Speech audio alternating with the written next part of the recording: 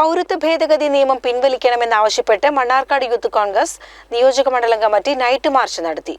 പ്രധാനമന്ത്രിയുടെ കോലവും കത്തിച്ചു.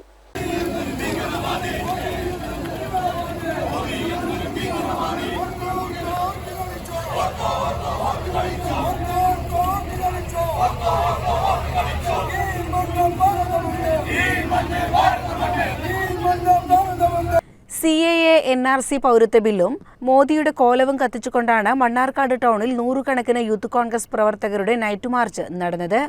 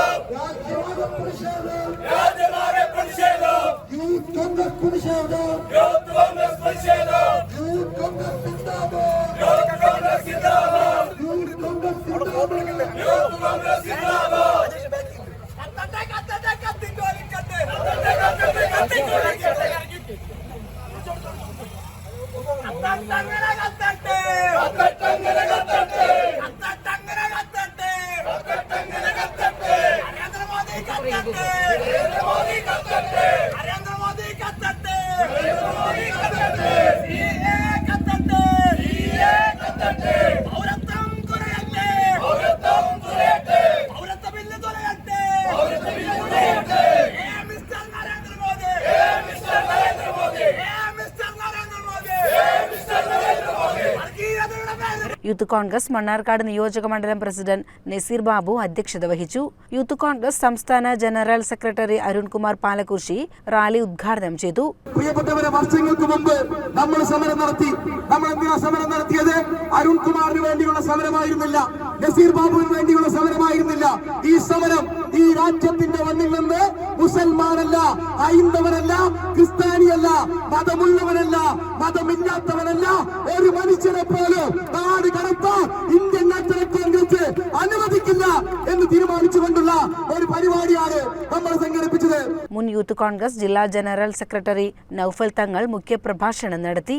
അതിനോട് കാര്യങ്ങൾ പറഞ്ഞു.